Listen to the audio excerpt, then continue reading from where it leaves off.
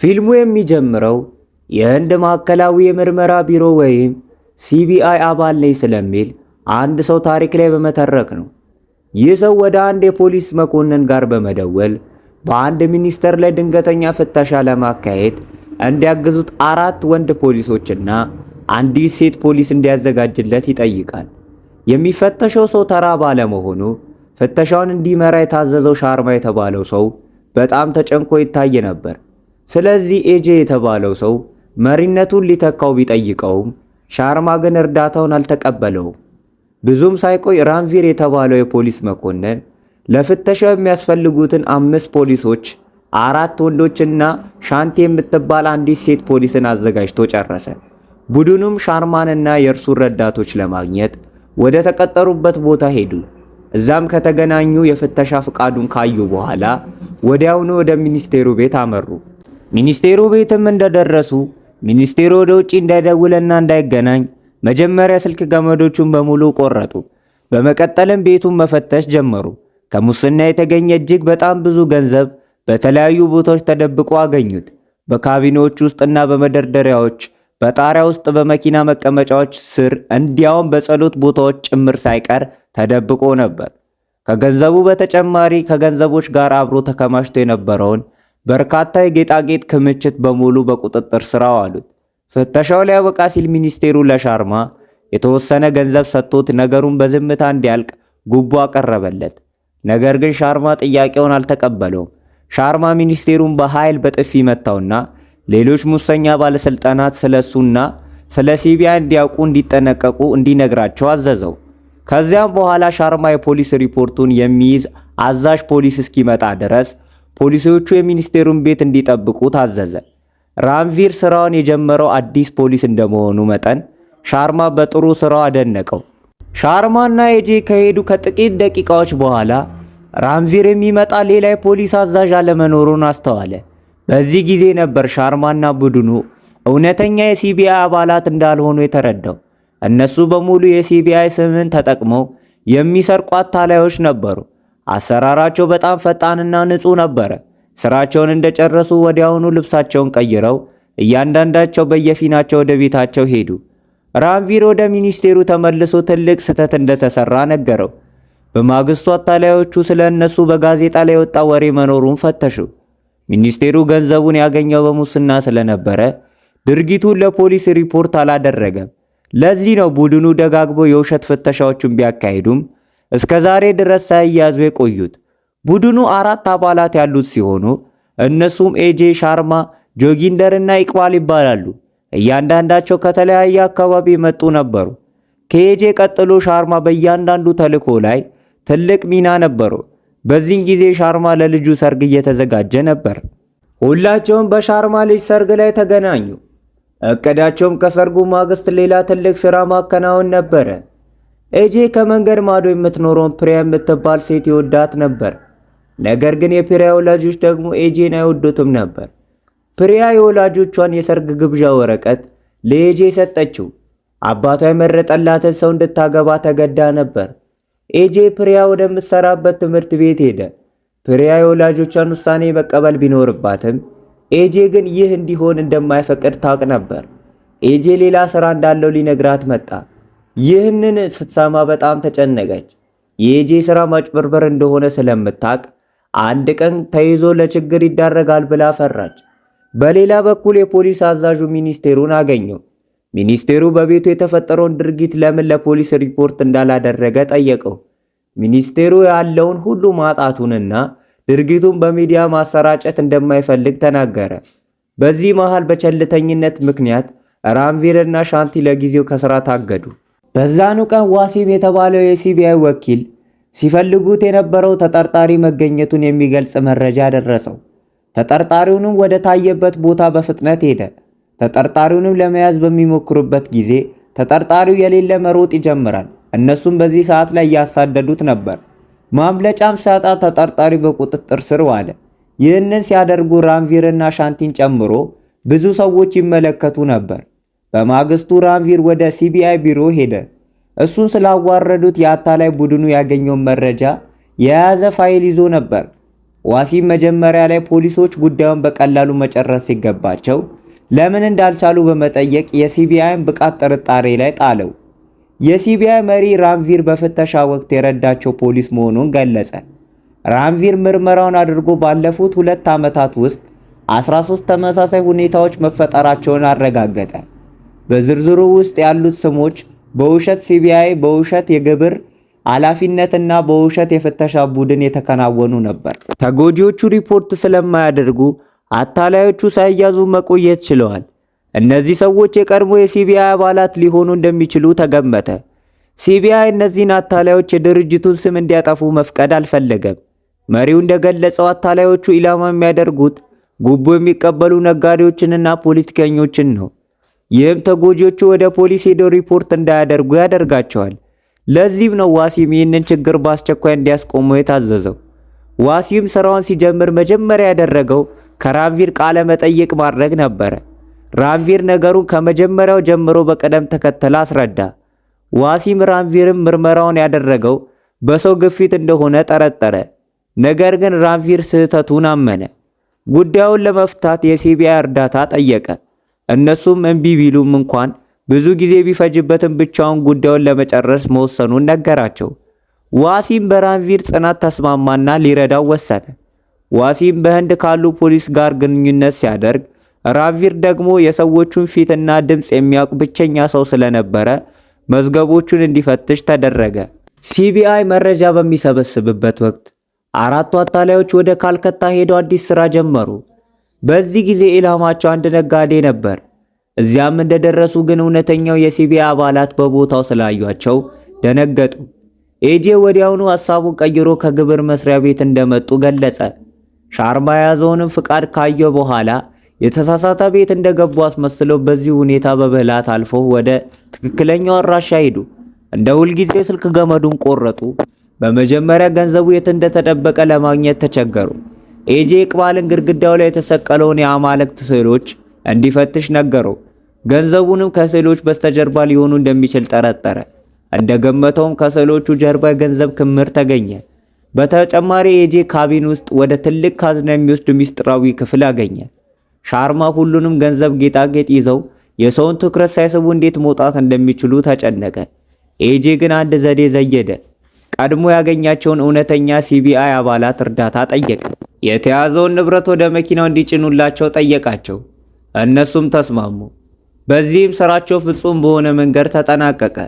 ወደ መደበቂያቸውም እንደደረሱ ልብሳቸውን ቀይረው ገንዘቡና ጌጣጌጡ ወሰዱ። በዚያው ምሽት ዋሲም ከሚዲያ ስልክ ተደወለለት። ማንም ሪፖርት ባያደርግም እንኳን አታላዮቹ ዜናውን ሲያዩ እንዲረበሹ በማሰብ ድርጊቱ በጋዜጣ እንዲታተም አደረገ።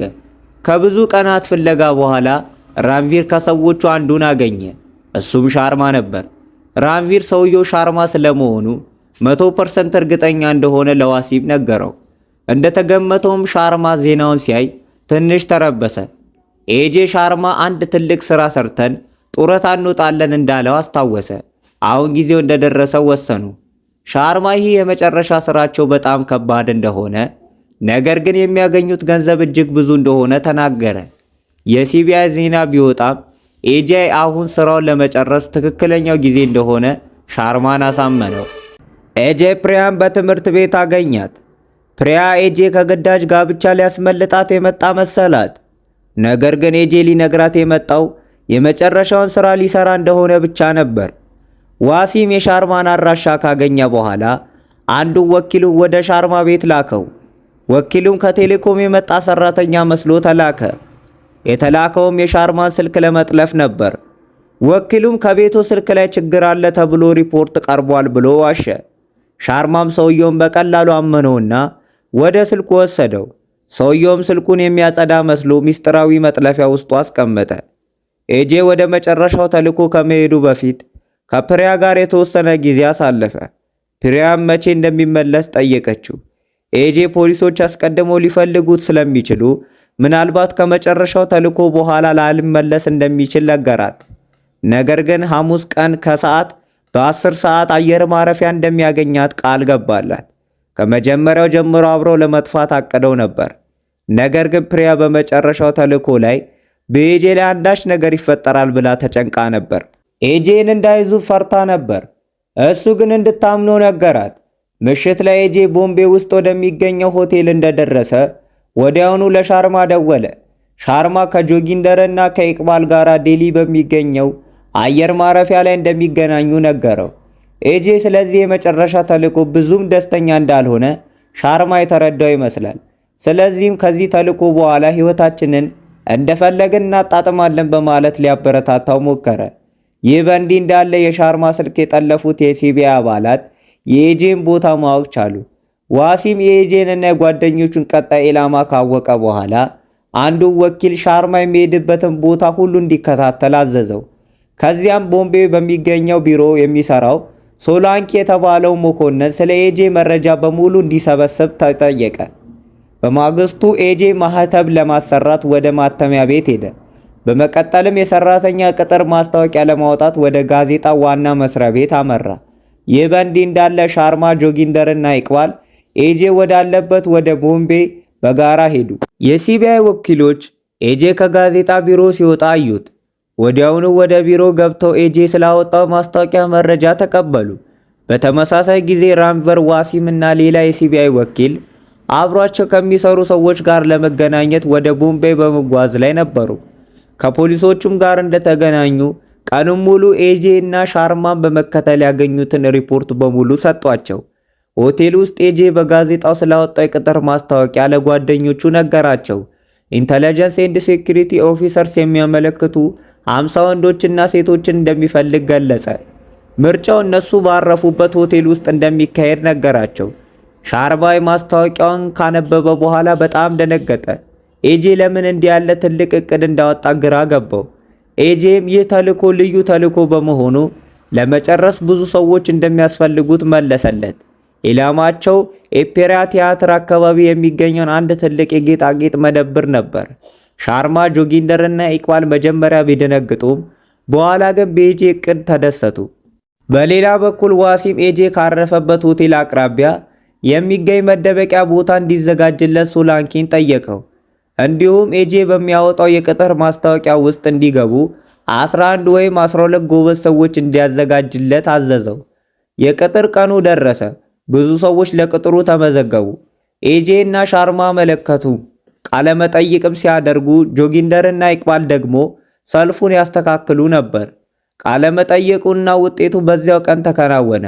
ቃለ መጠይቁ ካለቀ በኋላ 26 ሰዎች ማለፋቸው ተነገረ። ከእነዚህም መካከል ሁለቱ የዋሲም ወኪሎች ነበሩ። የተመረጡትም ሰዎች በማግስቱ በ5 ሰዓት ስልጠና እንደሚጀምሩ ተነገራቸው። ስልጠናውም ለ2 ሰዓት እንደሚቆይ ተገለጸ። ከዚያም ምሳ ይበላሉ። በመጨረሻ ፈተና ይወስዳሉ። ተግባራዊ ፈተና ደግሞ ተማሪዎቹ በሲቢአይ የድንገተኛ ፍተሻ ላይ መሳተፍ ነበር። ሁሉም ሰዎች እነዚህን አታላዮች መሆናቸውን ቅንጣት ያህል አልጠረጠሩም ነበር። የዋሲም ወኪሎች በዚያን ቀን በምርጫው ሂደት የተከናወነውን ነገር በሙሉ ለዋሲም ሪፖርት አደረጉ። በዚያኑ ምሽት ኤጄ እና ጓደኞቹ ለተመረጡ ሰዎች በሙሉ የውሸት መታወቂያ አዘጋጁ። ስራቸውንም እንደጨረሱ ወደ የክፍላቸው ተመለሱ። ከጥቂት ቆይታ በኋላ ሻርማ ጋር አንድ እንግዳ መጣ። ሻርማም ሲያየው ደነገጠ። እንግዳውም ዋሲም ነበር። ዋሲም ራሱን እንደ እውነተኛ የሲቢአይ ወኪል አስተዋወቀው። ብዙ ጥያቄዎችንም ከመጠየቁ በፊት ለሻርማ 2 አማራጮችን ሰጠው። ወይ መረጃ በመስጠት እንዲተባበራቸው አሊያ ግን እውነቱን እስኪናገር ድረስ እንደሚያሰቃየው ነገረው። ዋሲም የውሸት የሲቢአይ ወኪሎች ነገ ፍተሻውን መቼና የት እንደሚያካሂዱ ጠየቀው። ሻርማም ኢላማቸው አንድ ትልቅ የጌጣጌጥ መደብር እንደሆነ ፍተሻውን በትክክል በ9 ሰዓት ላይ እንደሚጀምር ነገረው። ዋሲም ልዩ 26 ወይም ስፔሻል 26 ማለት ምን ማለት እንደሆነ ጠየቀው። ሻርማም ቦታው ትልቅ ስለሆነ ብዙ ሰው መያዙ የተሻለ እንደሆነ መለሰለት። እቅዱን በማግስቱ እንደሚጠናቀቅ አስረዳው። በ8 ሰዓት ተኩል አውቶቡሱ ሆቴሉ ጋር ይመጣል። ከዛም ተሳፍሮ በመሄድ ከፍተኛ ፍተሻ ያካሂዳሉ። ከዚያም ማንም ምን እንደተፈጠረ ሳያቅ በ30 ደቂቃ ውስጥ ንብረቱን ዘርፎ ይጠፋሉ። ዋሲምም ስለ ኤጄ ታሪክ ጠየቀው። ሻርማ ኤጄ ቀደም ሲል እውነተኛ የሲቢአይ አባል መሆን ይፈልግ እንደነበር ነገረው። የጽሑፍ ፈተናውን ቢያልፍም በቃለ መጠይቅ ፈተና ተጥሎ ነበር። በዚህም ተበሳጭቶ የውሸት የሲቢአይ ቡድን መስርቷል። ሻርማም እስካሁን 50 የሚሆኑ የውሸት ፍተሻዎችን ማድረጋቸውን ተናገረ። ዋሲም በ4 ሰዎች ብቻ እንዲህ ያለ ትልቅ ምስቅልቅል መፈጠሩ አስገረመው። ሻርማ ግን 4 ብቻ እንዳልሆኑ ነገረው። ራንቨርን እያየ እንደሱ ያሉ ሰዎችን በስራችን ይረዱናል አለው። ዋሲም ሻርማ ነገሩ በእቅዱ መሰረት እንዲቀጥል ነገረው። በቡድኑ ውስጥም 2 ወኪሎቹ ስላሉ እንዳይቀልድ አስጠነቀቀው። ይህንን ሲሰማ ሻርማ በድንገት ሳቀ። ኤጄ አንድ ቀን በዚህ ምድር ላይ የሚይዘኝ ማንም የለም እንዳለው አስታወሰ። ዋሲም ከሻርማ ክፍል ሲወጣ በድንገት ከኤጄ ጋር ተጋጨ። ብቻውን እየጠጣ ወደ ነበረበት ኤጄ ቀረበ። ኤጄም ስሙ ዋርደን እንደሆነና በኤክስፖርትና ኢምፖርት ስራ ላይ እንደሚሰራ በመናገር ራሱን ኤጄ ሊወጣ ሲል ዋሲም ሆም ብሎ ገንዘብ መሬት ላይ ጣለ። ከዚያም ኤጄን ጠርቶ ገንዘቡ ያንተ ነው ብሎ ጠየቀው። ኤጄም አዎ ብሎ ገንዘቡን ተቀበለው። ይህ ድርጊትም ዋሲም ኤጄን በገዛ እጁ ለመያዝ ምን ያህል እንደሚጓጓ እንዲረዳ አደረገው። በማግስቱ ዋሲም የጌጣጌጥ መደብሩን ባለቤት አገኘው። በ9 ሰዓት በውሸት የሲቢአይ ቡድን ፍተሻ እንደሚደረግ ነገረው። በመደብሩ ውስጥም ያሉ ጌጣጌጥ በሙሉ የሚያስቀምጡበትን ሌላ አስተማማኝ ቦታ መኖሩን ጠየቀው። ባለቤቱም ጌጣጌጦቹን ወደ ጌጣጌጥ ማምረቻው ወርክሾፕ መውሰድ እንደሚችል ነገረው። ከዚያም አንድ እቅድ ተነደፈ። በመደብሩ ውስጥ ያሉት እውነተኛ ጌጣጌጦች በሙሉ ወደ ማምረቻው እንዲዘዋወሩና በመደብሩ ውስጥ ያሉት ደግሞ በውሸት ጌጣጌጦች እንዲተኩ ተደረገ።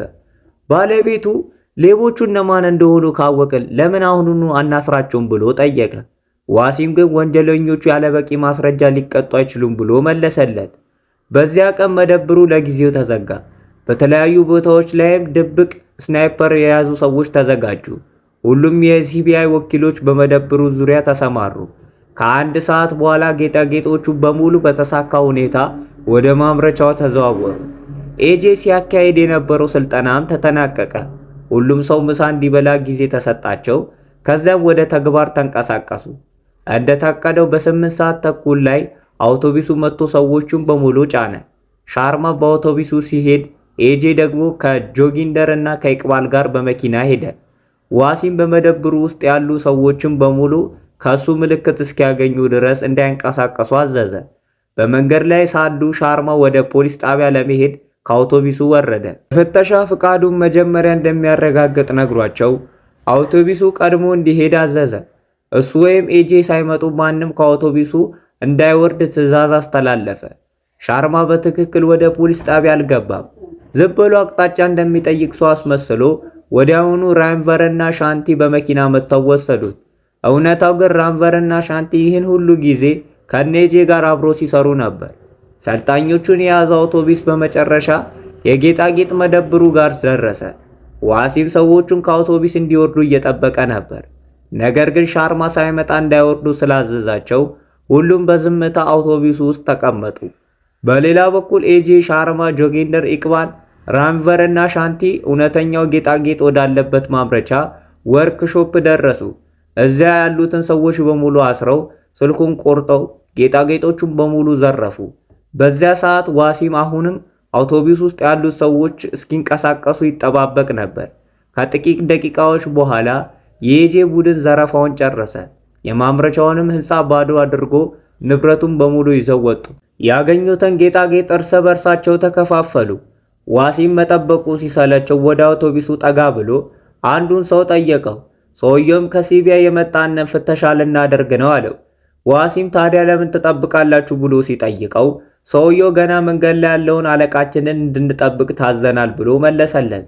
በድንገት ሶላንኪ ሮጦ መጣና ማምረቻው ወርክሾፕ ላይ በሲቢአይ ስም በመጡ ሰዎች ዘረፋ መካሄዱን ለዋሲም ነገረው።